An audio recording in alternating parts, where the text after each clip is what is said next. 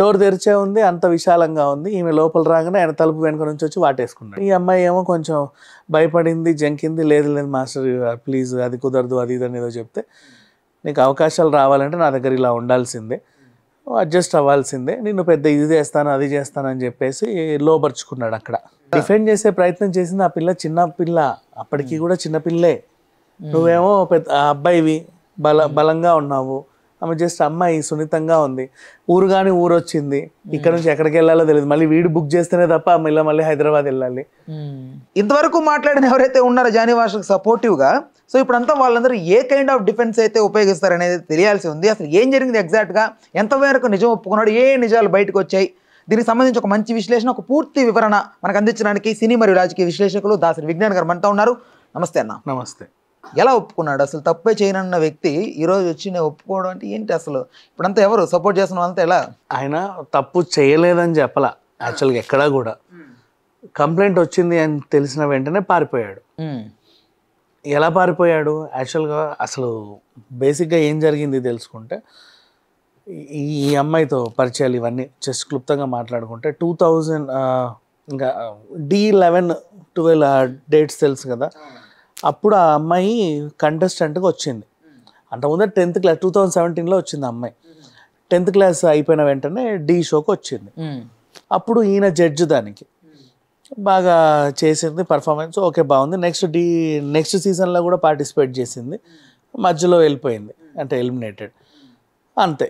తర్వాత 2019లో ఈయన Johnny assistant దర్శిని అని ఒక అమ్మాయి ఉంది. దర్శిని ఈ పిల్లకి ఫోన్ చేసింది, మాస్టర్ దగ్గర అసిస్టెంట్గా చేస్తావా, నిన్ను అడుగుతున్నారు మరి చూడు ఏంటో అని. ఓకే చేస్తాను అని చెప్పింది. అప్పుడు first time December 15th Hyderabad వచ్చింది. December 15 హైదరాబాద్ వచ్చిన తర్వాత 2019లో వచ్చి కొన్నాళ్ళ పాటు చేసిన తర్వాత మాస్టర్ అసిస్టెంట్ రాహుల్ మోయిన్ అని ఇంకిద్దరు ఉన్నారు. వీళ్ళు ఏం చెప్పారు అంటే, నెక్స్ట్ అలవైకుంఠపురంలో సినిమా సాంగ్ ఉంది, ముంబైలో వెళ్ళాలి, ప్యాక్ చేసుకోండి లగేజ్ అంతా, January 10th 2020 January 10th వస్తుంది, అది మనం వెళ్ళాలి అని చెప్పేసి అంటే ఈ అమ్మాయి కూడా వాళ్ళతో పాటు వెళ్ళింది. ఇప్పుడు మోయిన్ అలాగే రాహుల్ మాస్టర్ ప్లస్ ఈ అమ్మాయి వెళ్ళాల్సి వచ్చింది. వెళ్ళిన తర్వాత ఏం చేశారు, అక్కడ 3 రూమ్లు బుక్ చేశారు. జానీ మాస్టర్కి ఒక రూము, మోయిన్ అండ్ రాహుల్కి ఒక రూము, ఈ అమ్మాయి ఆడపిల్ల కాబట్టి ఆమెకు ఒక రూము. చెక్ ఇన్ దగ్గర ఏమైందంటే, ఇప్పుడు హోటల్లో అందరు ఐడి ప్రూఫ్లు ఇస్తారు, వాడు జిరాక్స్ తీసుకొని ఇవ్వాలి. ఈయన మాస్టర్ కదా, అలా వెయిట్ చేయకూడదు కదా. పైగా మోయిన్ రాహుల్ కూడా ఈమె కంటే సీనియర్లు కదా, వాళ్ళు కూడా వెయిట్ చేయకూడదు. సో ఈ పిల్లకి అప్పచెప్పారు ఆ బాధ్యతని. సరే జిరాక్స్ కాపీ అవన్నీ తీసి అమ్మాయికి ఇచ్చేయండి, అమ్మ నీ దగ్గర పెట్టేసుకో, ఓకే నేను వెళ్తున్నాను నా రూమ్కి, వెర్ ఈజ్ మై రూమ్ అని చెప్పి వెళ్ళిపోయాడు పైకి. తర్వాత రాహుల్ మోయిన్ వీళ్ళు కూడా వాళ్ళ రూమ్లకు వాళ్ళు వెళ్ళిపోయారు. మాస్టర్ సంబంధించిన సరంజామా ఈమె దగ్గర ఉంది, ఆధార్ కార్డు అవేవో ఉంటాయి ప్రూఫ్లు, వాళ్ళు జిరాక్స్ తీసుకొని ఇదిగోండి మేడం అని ఇచ్చారు. ఆవిడ తన రూమ్కి పట్టుకొని వెళ్ళింది, హాయిగా కూర్చుంది. ఈయన ఫోన్ చేసి, నా ఆధార్ కార్డు అదేదో నీ దగ్గర ఉంది కదా తెచ్చి నాకు ఇచ్చేసే, మళ్ళీ మర్చిపోతాను నేను అని చెప్పడం. ప్రీ ప్లాన్డ్ ఇది, అంటే ఆ టైంకి అలా జరిగింది. మరి ఈయన రెగ్యులర్గా ఇలా చేస్తాడో లేదో మనకు తెలియదు, అక్కడ సిచ్యువేషన్ అయితే ఇలా జరిగింది. వెళ్ళింది ఈ అమ్మాయి పట్టుకొని, ఏ రూమ్ నెంబర్ సార్, పలానా రూమ్ నెంబర్ నాది, ఓకే వస్తున్నా. డోర్ తెరిచే ఉంది, అంత విశాలంగా ఉంది. ఈమె లోపల రాగానే ఆయన తలుపు వెనుక నుంచి వచ్చి వాటేసుకున్నాడు. వెనక నుంచి వచ్చి పట్టుకుందాం అనుకున్నాను టైప్లోనా, ఆ రకంగా వాటేసుకున్నాడు. ఈ అమ్మాయి ఏమో కొంచెం భయపడింది, జంకింది. లేదు లేదు మాస్టర్ ప్లీజ్ అది కుదరదు అది ఇది అని ఏదో చెప్తే, నీకు అవకాశాలు రావాలంటే నా దగ్గర ఇలా ఉండాల్సిందే, అడ్జస్ట్ అవ్వాల్సిందే, నిన్ను పెద్ద ఇది చేస్తాను అది చేస్తాను అని చెప్పేసి లోపరుచుకున్నాడు అక్కడ. అది మొదటిసారి. లోపరుచుకున్న వెంటనే ఎలా లొంగిపోయింది అంటే, లొంగిపోవడం అంటే అది హోటల్ రూమ్, నువ్వు మాస్టర్ తప్ప ఇంకెవరూ లేరు, ఆయన తలుపులేసి లోపల నిన్ను ఏదో చేస్తున్నాడు. That's all it happen. అయితే ఉంటుంది కదా, అట్లీస్ట్ డిఫెండ్ చేసే ప్రయత్నం చేయాలి కదా. డిఫెండ్ చేసే ప్రయత్నం చేసింది ఆ పిల్ల. చిన్న పిల్ల, అప్పటికి కూడా చిన్నపిల్లే. నువ్వేమో పెద్ద అబ్బాయివి, బలంగా ఉన్నావు. ఆమె జస్ట్ అమ్మాయి సున్నితంగా ఉంది. ఊరు కానీ ఊరు వచ్చింది, ఇక్కడ నుంచి ఎక్కడికి వెళ్ళాలో తెలియదు. మళ్ళీ వీడు బుక్ చేస్తేనే తప్ప మళ్ళీ హైదరాబాద్ వెళ్ళాలి. ఉంటాయి అంటే మనం కూర్చొని ఆలోచిస్తే ఇలా చేయొచ్చు కదా అలా చేయొచ్చు కదా అని అనిపిస్తుంది. చేశారా? కాంప్రమైజ్ అయ్యి ఉండొచ్చా? కాంప్రమైజ్ అవ్వలేదు, ఇతను బలత్కారమే చేశారు. కన్విన్స్ చేశారు. కన్విన్స్ చేయాలి, బలాత్కారం బలాత్కారమే. ఆమె కన్విన్స్ అయింది అంటే ఆమె తప్పు కూడా ఉంటుంది కదా. She should not get convince అవ్వలేదు తను. సో ఇప్పుడు మనం కూర్చొని ఆలోచిస్తే ఇలా చేసి ఉండొచ్చు అలా చేసి ఉండొచ్చు అని మనకు ప్రాబబ్లీ అనిపిస్తుంది. ఆలోచిస్తాం అంతే. బేసికల్లీ అక్కడ అనుభవించే ఆవిడకి తెలుసు ఏం చేయాలి ఏంటి అనేది కూడా.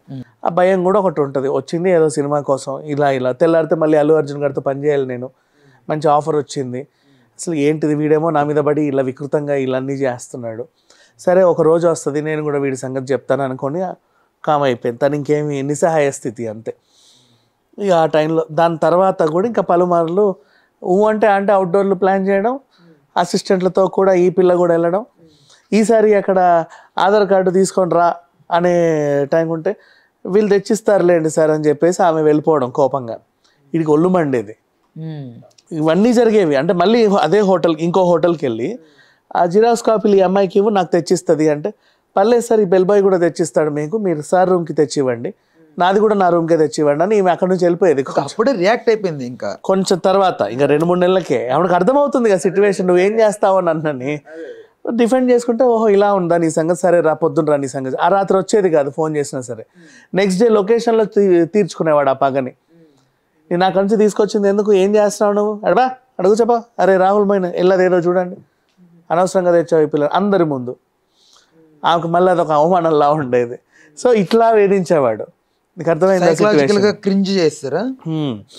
అండ్ ఆ తర్వాత ఇక పలుమార్లు అత్యాచారానికి ఒడిగట్టాడు. ఒకరోజు ఇక ఈ అమ్మాయి కొన్ని రోజుల తర్వాత వెళ్ళిపోయింది, ఊరు వెళ్ళిపోయింది.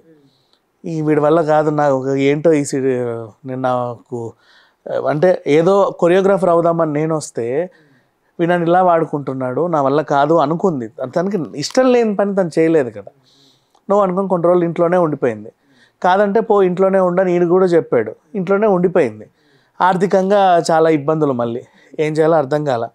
ఒకరోజు సీరియస్ ఈమె ఫోన్ చేసింది, నాకు వర్క్ ఇప్పిస్తావా ఇప్పివా, ఏం మాట్లాడుతున్నావు, రమ్మని చెప్పాను నేను, నువ్వే రావట్లేదు, ఇంకెక్కడన్నా ఇప్పించు పర్వాలేదు నేను చేస్తాను కదా వర్క్, నాకు వర్క్ ఇప్పించు, ఇప్పుడు నీ వల్లే కదా నేను ఇప్పుడు ఇంట్లో ఉంటున్నాను, ఇలాగా మొత్తం నువ్వు చేయబట్టే కదా నాకు మళ్ళీ బయటకు రాలేకపోతుంది, ఇంకో దగ్గర పని చేయాలన్నా సరే అదేంటిది నీ దగ్గర చేసిన తర్వాత నువ్వు నాకు అక్కడ వర్క్ ఇప్పించట్లా, నువ్వే నాకు వర్క్ ఇప్పించాను సీరియస్గానే కాల్ చేసింది.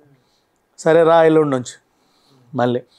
మళ్ళీ అదే సిచ్యువేషన్. మళ్ళీ ఈసారి కూడా మళ్ళీ అలాగే ఎక్కడ ఛాన్స్ దొరికితే ఈమె మీద పడదామా అని చూసేసరికి క్యారీ వ్యాన్ ఎక్కడ ఉంటే అక్కడ చేసేసరికి ఈమె వల్ల అవ్వాల. మోయిన్కి చెప్పింది, అన్న చూసావా ఇది సంగతి, నీ చెల్లండి దాన్నే కదా నేను కూడా, నన్ను అర్థం చేసుకో, నాకు ఇష్టం లేదు వీడంటే. సరే వాడంటే నాకు ఇష్టం ఉండి అంటే నేను ఇంకోలాగా ఉండేది స్టోరీ, అది వేరే విషయం. నాకు వాడంటే ఇష్టం లేదు, వాడు బలవంతంగా చేస్తున్నాడు, నన్ను ఏం చేయమంటావు. ఒక అమ్మాయి ఇష్టం లేకుండా సొంత అంటే హస్బెండ్నే దగ్గర రానివ్వదే, నెట్టేస్తుంటుంది అసలు. అంటే బలవంతంగా హస్బెండ్ వల్లే కాదు, ఒక భార్య ఇష్టం లేకుండా ఏదైనా వాళ్ళు ఏదైనా లైక్ ఫిజికల్ ఏదైనా అటాచ్మెంట్ కావాలనుకుంటే అట్లా ఈ అమ్మాయి ఎంతకాలం అట్లా భరించింది, అసలు ఏమాత్రం తప్పు లేకుండా కొంచెం కూడా ఇష్టం లేకుండా ఎలా. అంటే నేను కొరియోగ్రాఫర్ అవ్వడానికి వచ్చా, ఓకేనా, వీడి దగ్గర ఉంటేనే నేను కొరియోగ్రాఫర్ అవుతా, వీడి స్టార్, వీడి కింద ఎంతోమంది అసిస్టెంట్లు ఉన్నా వీడు నా మీద కన్నేసిన పాపానికి నాకు ఈ అవకాశం వచ్చింది. వాడు కన్నేసాడు కరెక్టే, వాడిని దూరం పెడతా తొందరగా ఇదేదో నేను కంప్లీట్ చేసుకుంటే నెక్స్ట్ నేను కొరియోగ్రాఫర్ అవుతా. ఆ పిల్ల అలాగ ఉంది, తన ఇంట్రెస్ట్. మధ్యలో ఒకసారి వెళ్ళింది కూడా, మళ్ళీ కోపంగా తనే ఫోన్ చేసి తిట్టి మరీ వచ్చింది. సో ఇప్పుడు తనకి ఇష్టం లేదు అన్న మోయిన్ అన్న ఇది సంగతి అంటే ఆ మోయిన్ కరిగిపోయాడు. సరే పని చేసే డాన్సర్స్ యూనియన్ అసోసియేషన్లో కంప్లైంట్ పెట్టేసే అని చెబితే ఈవిడ కంప్లైంట్ పెట్టడం ఈయనకు తెలిసింది. ఆ రాత్రికి రాత్రే ఆ యూనియన్ డ్రైవర్ ఎవడైతే ఉంటాడో అతనితోనే ఫరార్ అయిపోయాడు. అది జరిగింది. అండ్ వెళ్ళిన తర్వాత ఇప్పుడు ఇక్కడ నుంచి మనకు తెలిసిన స్టోరీ, ఆ అమ్మాయిని కన్విన్స్ చేయడానికి ఒక గ్రూప్ వెళ్ళింది వాళ్ళ ఆవిడ తరఫున, కేసు వెనక్కి తీసుకో, కంప్లైంట్ వెనక్కి తీసుకో, ఇలా కాంప్రమైజ్ అయిపోయి. మేము కాంప్రమైజ్ చేస్తాం, ఒక వారం రోజులు నువ్వు ఇక్కడ ఉండకు, దూరంగా ఉండు. వారం రోజులు ఏం చేశాడు, ఎయిర్పోర్ట్ వెళ్తున్నాడు. ఢిల్లీలో కట్ చేస్తే ముంబైలో కట్ చేస్తే ఇక్కడ కట్ చేస్తే అక్కడ కట్ చేస్తే ఇక్కడ, లక్నో, బెంగళూరు, గోవా ఇలా వెళ్తున్నాడు. వీళ్ళకేమో సిగ్నల్ వస్తుంది, తర్వాత స్విచ్ ఆఫ్ వస్తుంది, స్విచ్ ఆఫ్ అయ్యి ఫోన్ ఆన్ అయితే మళ్ళీ ఢిల్లీలో ఉంటున్నాడు, మళ్ళీ స్విచ్ ఆఫ్ అవుతుంది, ఆన్ చేస్తే మళ్ళీ ఇంకెక్కడో ఉంటున్నాడు. బెంగళూరు వచ్చిన తర్వాత పోలీసులే కొంచెం చాకచక్యం ప్రదర్శించి దొరికిపోయాడు. బెంగళూరులో అరెస్ట్ చేసామని చెప్పేశారు. ఓ బెంగళూరులో ఉన్నట్టు వాళ్ళ ఆవిడకి ఆల్రెడీ తెలుసు.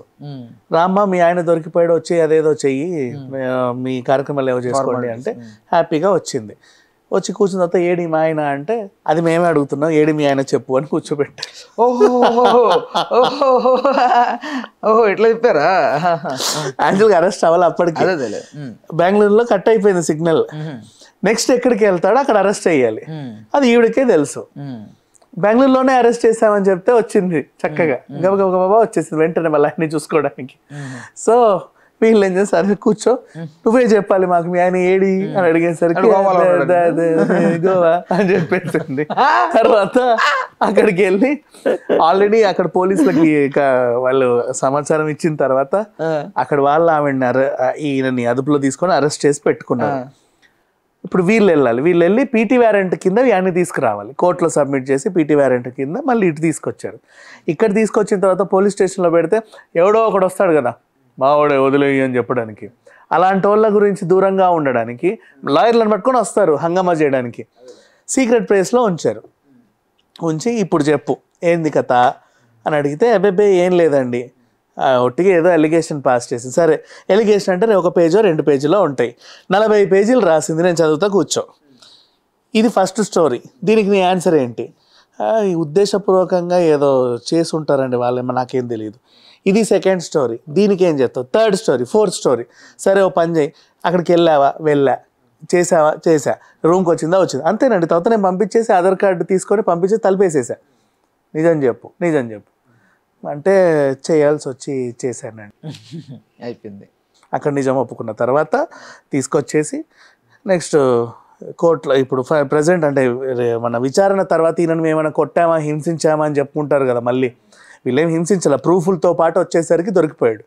A to Z ప్రూఫ్లు అన్నీ. ఆ పిల్ల 40 పేజీలు పెట్టింది, ఇంచు చెప్పింది జరిగిందంట. ఒప్పుకున్నా. ఓ దాంట్లో ఒప్పుకోవాలి కదా, 100 కథలు ఒకటన్నా అన్నీ అబద్ధం అయిపోవు కదా. సో అయింది, అన్నిటికీ రుజువులు ఉన్నాయి మా దగ్గర అని చెప్పేసరికి ఒప్పుకున్నాడు. Please do subscribe to Telugu రాజ్యం ఛానల్. హాయ్ అండి, నేను మీ ఆర్పీని, నెల్లూరు పెద్దారెడ్డి చేపల పులుసు ఓనర్ని. మీరు తెలుగు రాజ్యం అనే ఈ యూట్యూబ్ ఛానల్ సబ్స్క్రైబ్ చేసుకుని మంచి వీడియోలతో వస్తారు. Thank you so much. Hi people, I'm Sonakshi Verma and you please watch Telugu Rajyam and please subscribe to the channel.